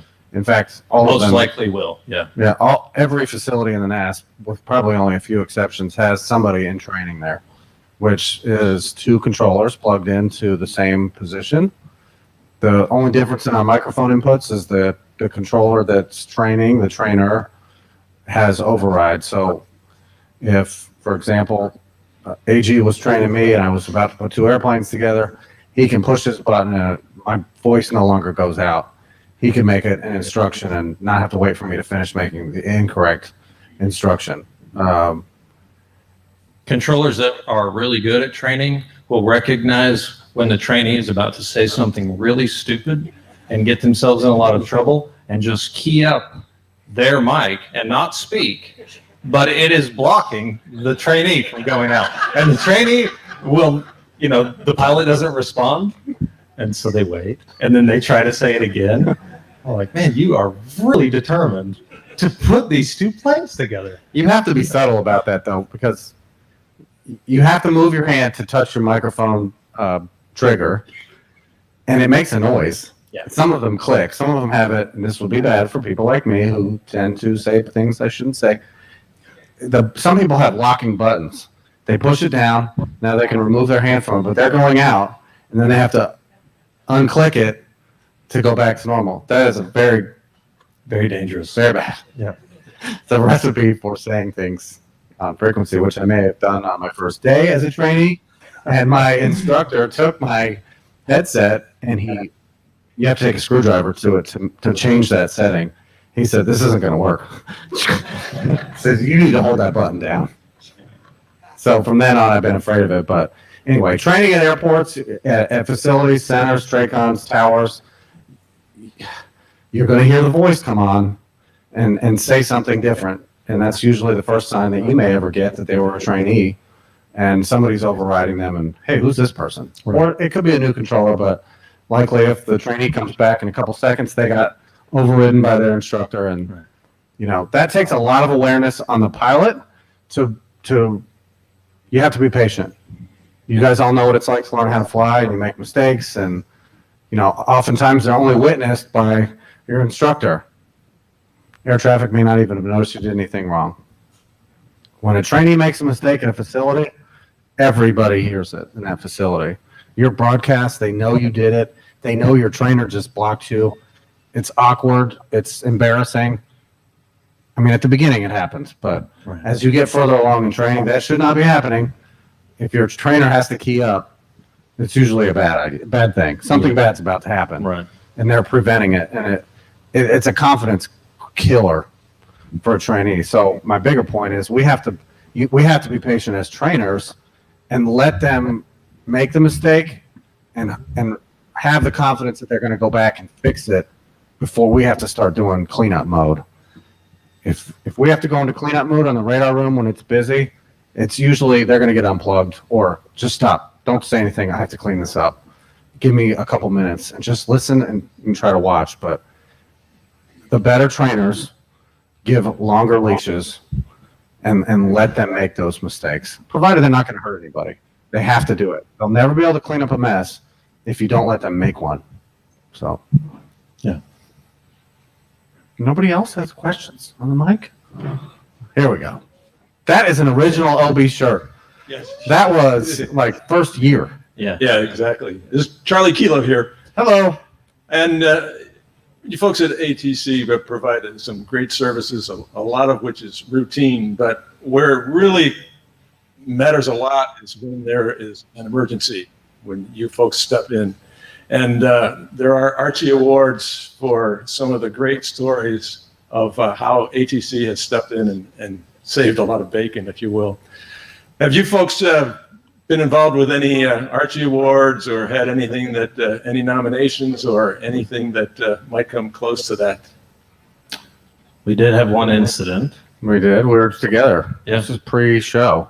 Yeah. I forget when this was. It's been what, 5, 6? Yeah, at least 6 years ago. Yeah, because a supervisor that's at Metroplex was there that night too. That was a while ago. So we did get nominated for an Archie League for that event. It involved icing. It was at night. It involved an aircraft that was icing, and made some questionable decisions. Maybe nice way to put it. As pilots, alarm bells are kind of going off. Like, this makes me feel really uncomfortable about what this guy wants to do, and we basically. The short of it is, we talked him out of doing that. Mm-hmm. But there was a lot of stuff that happened in between that his initial concern and us and him landing safely. There were go-arounds. There were wandering off of the final approach course. There was a missed approach at an uncontrolled field and flying around at 700 feet at night and then going back into the clouds. We called the Unicom operator at that airport. We were trying to reach him on our emergency radios on the CTAF. It was quite a thing. But we just felt like we were trying to do, everything we could to help this guy. It's not like, I don't know, you're not trying to, do something great. It feels like the right thing to do. Right. Well, it's great to have you folks there when you're needed. And the second part that's great is that both of you are pilots and understand both sides of the situation. So thank you. Thank you.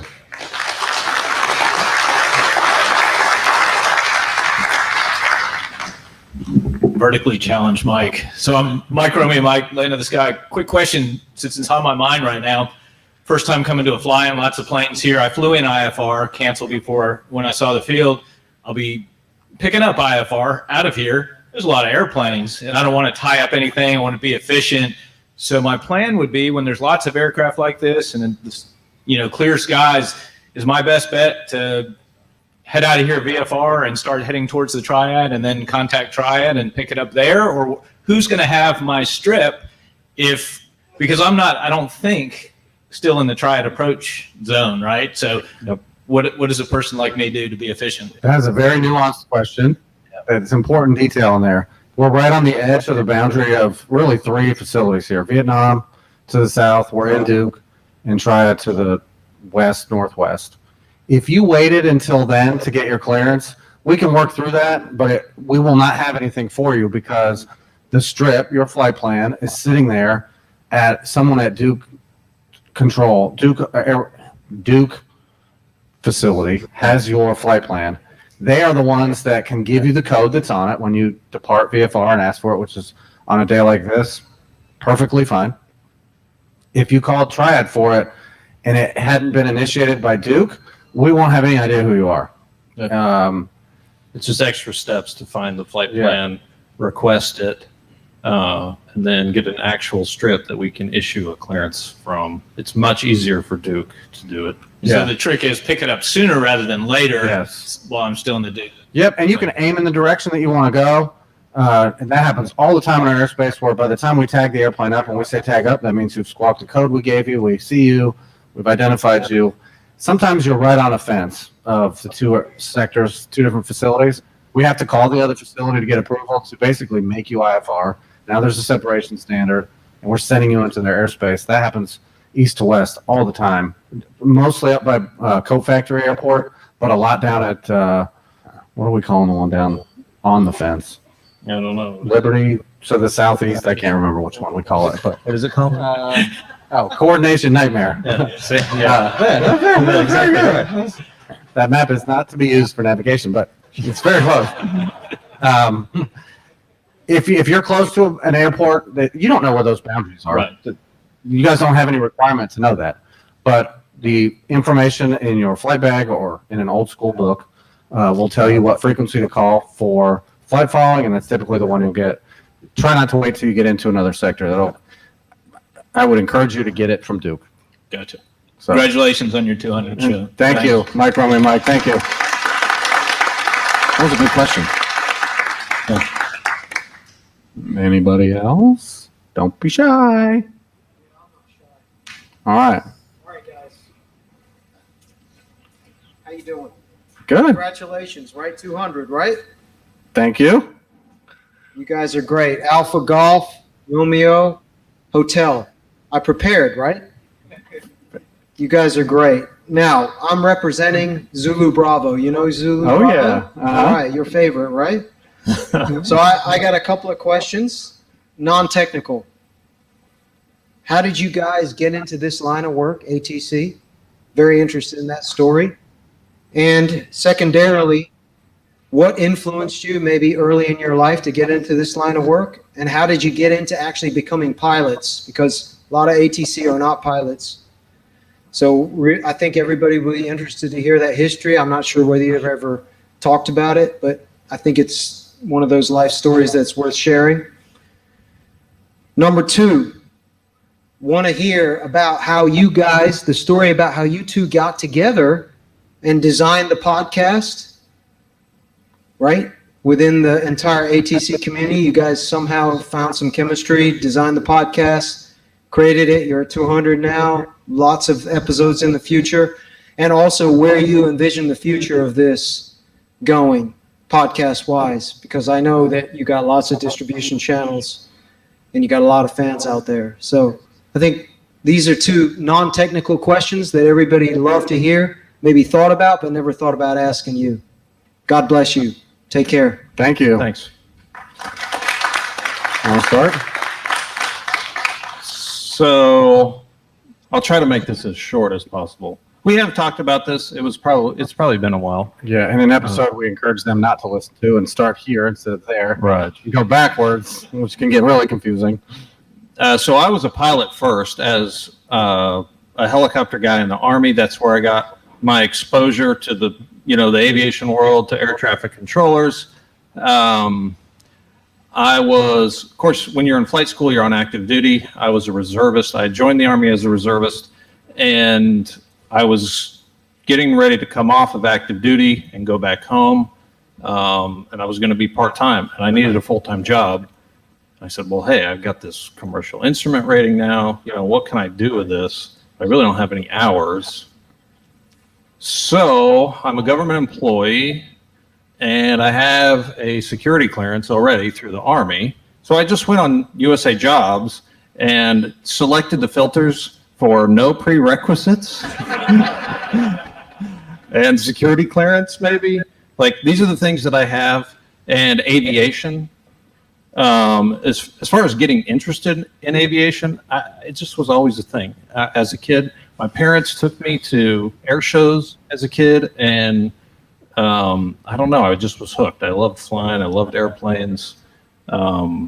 I didn't think I'd be flying helicopters, but that's just how, that's just how it worked out. So anyway, I did all those. I found air traffic control specialist. It was for the state. It was for a whole state at that time. So I picked a state and I applied. And then forever 2 years went by, maybe at least 2. I didn't hear anything. I had forgot about it. I'm moving on with life. And then I got an email or a phone call or something. Hey, we need you to go take this test, and then we need you to go do an interview. And so the ball just started rolling. And that, that process went well enough for me to get picked up as a controller. And so I came into controlling as a pilot. I think, no, well, I don't know. There's a lot of controllers that after they were controllers first, and then they want to go get a rating because they want to understand. Some have a genuine, desire to really understand aviation, to understand what pilots are going through, and so they would go and get their private. I went the other way. And the reason I got hired under no prerequisites is because they sent me to the academy, and then the FAA trains you there for 4 months or something like that. And they make you a controller, the FAA does. So that's my piece on how I got into ATC. A lot of our growing up background was the same. Grew up around planes, thinking it was cool, and going to air shows as a kid. There was an aircraft carrier nearby my house out in California.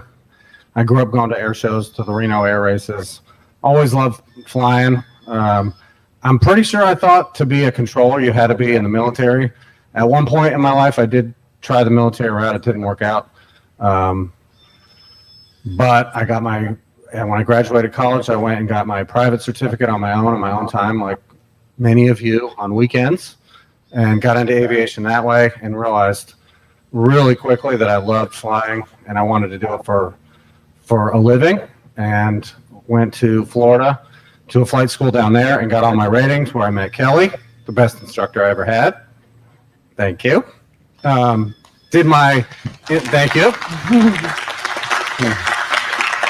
She was my CFI instructor, which was towards the end of my training down there. I did my double I, and then I instructed up in the Northeast, met some great people, really forged some awesome relationships up there, and with the intention of going to an airline. And back then it was probably not as, it was much more competitive back then. You needed some more check boxes. Now there's a much higher hour requirement, but it was harder to get on the airlines back then. You had to pick a school that could get you an interview, basically, which is what I did, and I instructed and enjoyed that. I started at the airlines and was there for a few years, and the airline route was great. I enjoyed it at first, but then I became a commuter, and I slowly lost my love of working for an airline. Commuting to New York City from the Triad is tough. So it kind of wore on me quickly. I was venting to a captain that I was with, saying I was trying to get on with another carrier, I was trying to get on with an actual corporate carrier, try to be more home-based and get out of the commuting thing. And he says, hey, have you ever thought about air traffic? And I said, well, yeah, but I wasn't military. And he says, you don't have to be military. I saw something on the TV. And he lived up in New York. They had advertisements for controllers up there. He said, I'm telling you, that you don't have to be a pilot. You don't have to be former military. You can apply. And I don't know if you ever flew with him. His name was Mark. Man, if he hadn't told me that night, this is how lucky I got. He told me about a job that it was the last day of the bid that I applied. And this was back in 2008. I applied on a Monday night. The bid closed that night. You have to be hired or get an offer from the government to start as a controller before you turn 31. 2 years later is when I got that offer. 3 months before I turned 31. If I hadn't flown with that guy that day and done the application literally that night in the hotel in Indianapolis on an overnight, I would not be here. Who knows where I'd be? So I went the air traffic way. I still fly a little bit on the side, but the second part of your question was how we got together. We used to not be near each other on days off. We were pretty separated in seniority. There were a few people that left and put us closer in the seniority sandwich, where we can hold similar days off. And I had started listening to Captain Jeff's show. It really was the first podcast I ever listened to about flying. And me and him started talking. I think he had maybe listened to a few episodes. And I said, one of us said, we could do this. We get questions all the time from other controllers. Hey, what do you guys think of this? Why did the pilot do that? Hey, what does that mean? I don't know what he just said. Well, he had helicopter background. I had jets and instructing background. We could usually answer those questions. So one of us had the brainiac idea. I don't know who it was. Let's go get some microphones and who got us into this mess. Try to record, and figure all this wires and stuff out. You did that. You did this. This right here. Jeff helped with a lot of this. So we started recording, and we thought at the beginning this might last a few episodes. We had no mechanism to communicate. There was no feedback. We could say it a million times, but we weren't getting emails back then. We were coming up with things to talk about and try to generate a conversation. And some of the older episodes are clunky. You can tell we're trying to talk about things that we get asked that maybe isn't that popular to talk about. Topics aren't that interesting. But as we got more listeners and shameless shout outs on Captain Jeff's show, and more people realized, hey, they're gonna read our question on there. And for some reason we started doing initials and making up a name for your airport, and it worked. It clicked, and the feedback hasn't stopped since. We'll never catch up. I think what you said about us having a chemistry, we do. We're both pilots, and we have similar thoughts on a lot of the things we talk about. We rarely disagree on aviation stuff, but the other person always seems to offer another angle that the other person just didn't think about, which I think is what makes the show fun to do. Yeah. I could look at him with a question on my face like, I don't know, and I know he'll know the answer. And maybe not all the time. I could make up an answer. We're good at making up unbelievable, answers. yeah. But yeah, I think that's in the future. Hopefully there's 200 more episodes if our families will tolerate us doing the show for another 200 episodes. My gosh, there's no way I would have thought we would have made it to 200. No. Not a chance. So it's a fun grind. It's a weekly show, and we hope to keep it that way. And maybe interstellar domination and be heard on Mars. I don't know. Yeah. We have every continent now. We do. Oh, Yeah. that's fun. Oh. We can share it. We can announce that? Yeah, I have no way to verify right now because I don't have the sheet up, but Okay. it's going to happen today, ironically, today or early tomorrow, but definitely Monday when we put this show out for the masses. We will reach 1 million downloads.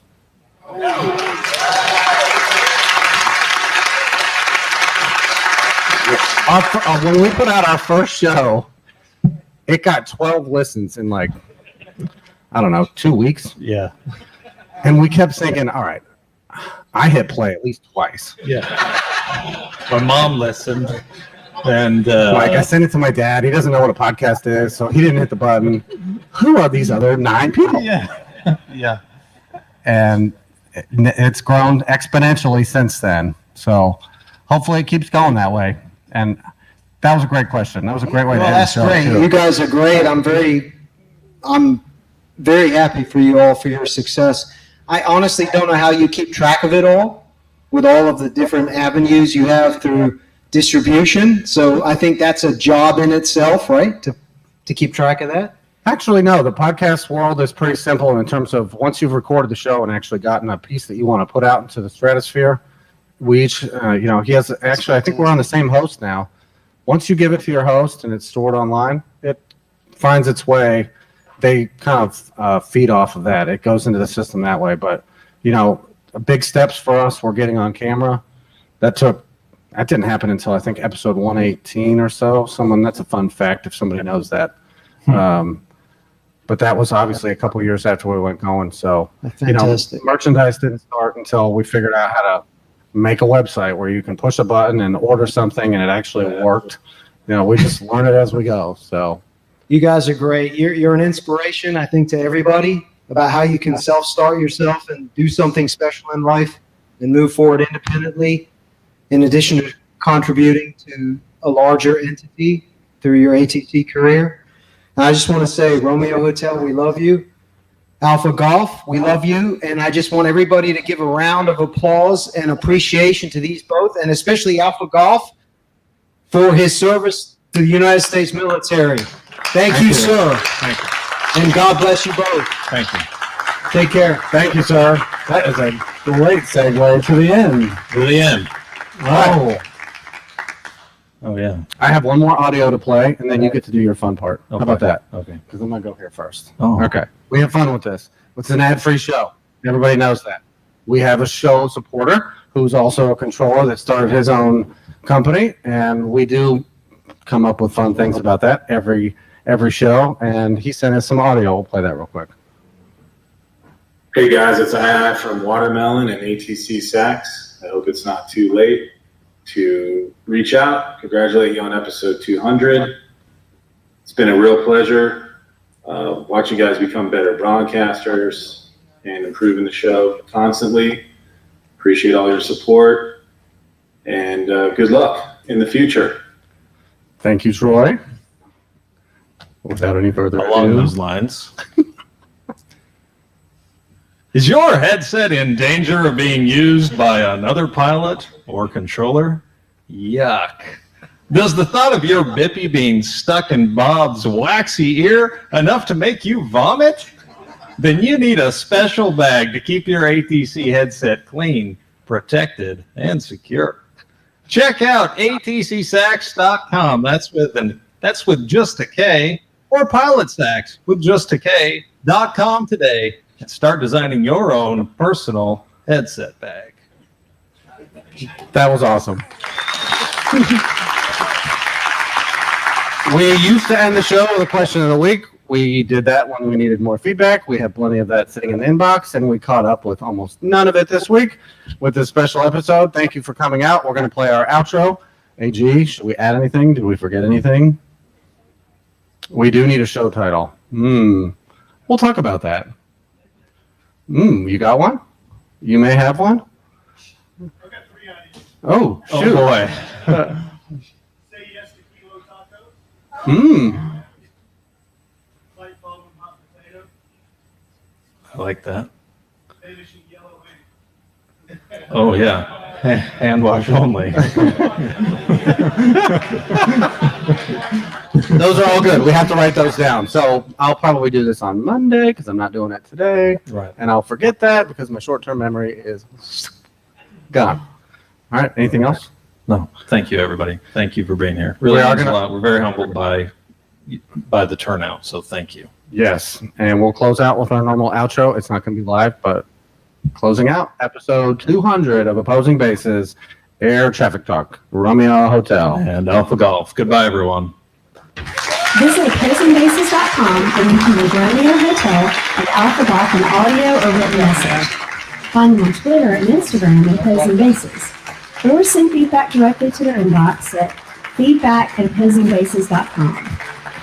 The views and opinions expressed on Opposing Bases Air Traffic Talk are for entertainment purposes only and do not represent the views, opinions, or official positions of the Federal Aviation Administration, Department of Transportation, or the National Air Traffic Controllers Association.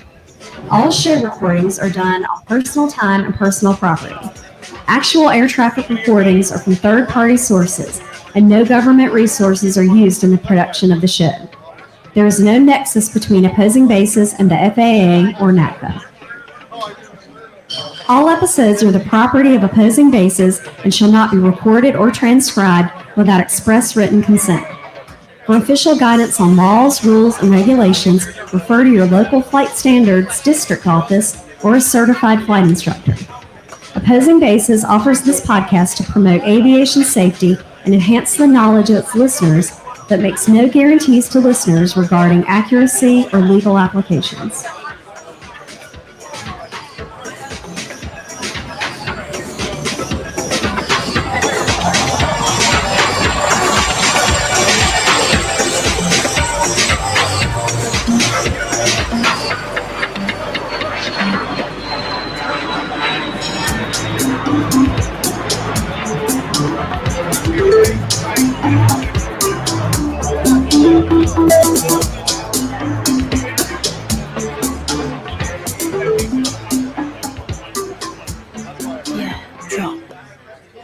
So there might be a couple of always interrupt me after so you're a little bit right, and you yell something about, people more like I know I wasn't. You need to call the truck gas. There has to be more gas up on here. Congratulations. So yeah, there's a few of them. Some of them are a little more risque, but I think they're. Oh, I love it. Well, if you find the list, send them over, and I'll try to get them for you. And then maybe I'll. Thanks for coming. Are they named? Or you can rename them. I'll do it. Whatever you do. Okay. I'm just kidding. No, listen to me. Cool. I am sure.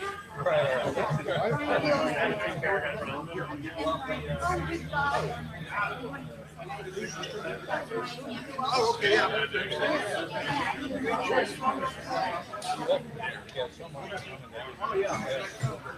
We love these guys.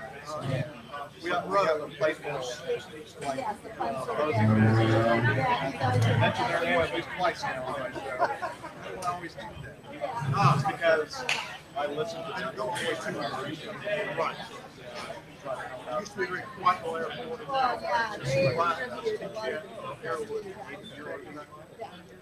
So 3 airports. I guess I love it. That's why I like it. There's 2 other students. Yeah, he's it kind of takes a straight man and it's kind of like and that is the interaction. And that's really what makes successful interaction. Something you can't really describe. Outstanding. Yeah, and before you stop, I'd love to get a picture with you.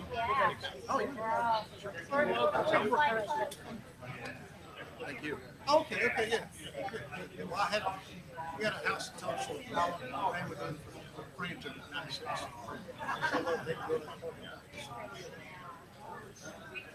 Very nice to meet you. Jeff,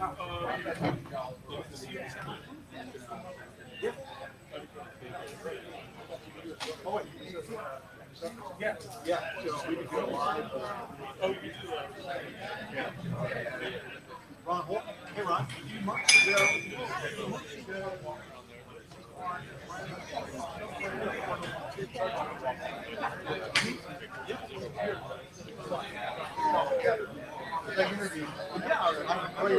We have to into a lot of detail.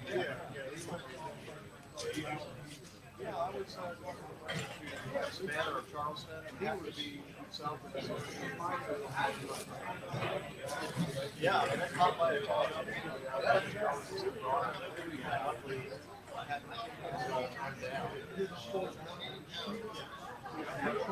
yeah, it's like this.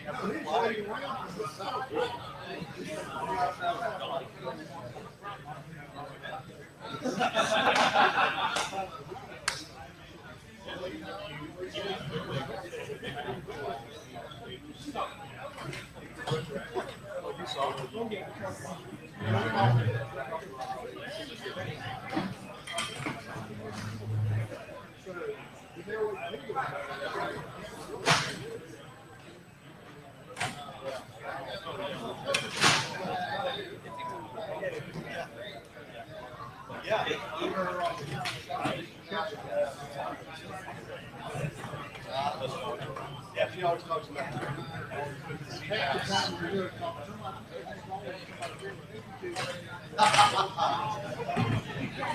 to meet you. Enjoyed the episode. Oh, thanks. Appreciate that. Not a ride.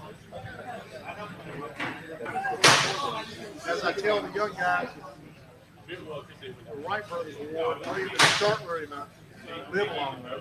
For God's sake, don't let they find anything to do. Turning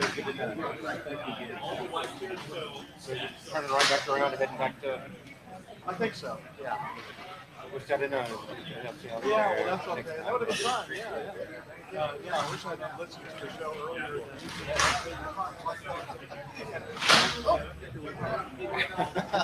But I figured by then that, let's say I listened to it yesterday. Yeah. I was figuring that even if I heard it yesterday and called it, I'm sure that by now somebody will have contacted them. Yeah. So it is. Where do you fly? We're out of college, but yesterday. Oh.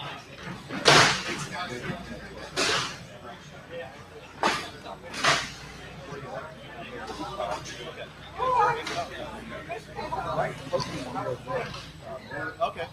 You got to Sandy Plains? Yeah, I used to live in Highland.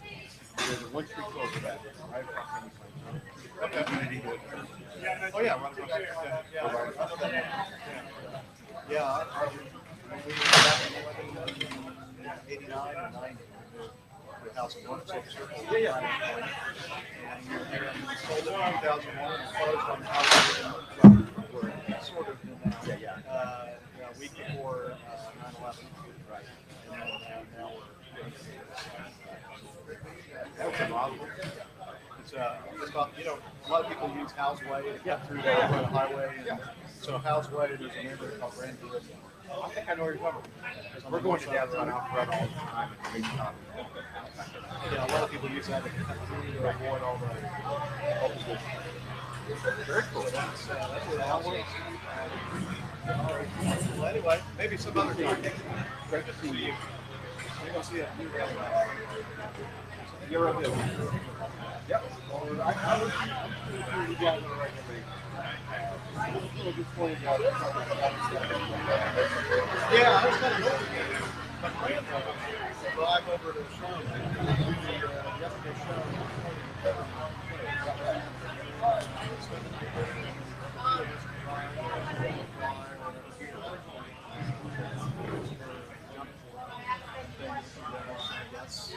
I guess it's kind of on the I don't know what the situation involved is and obligation. So it's being on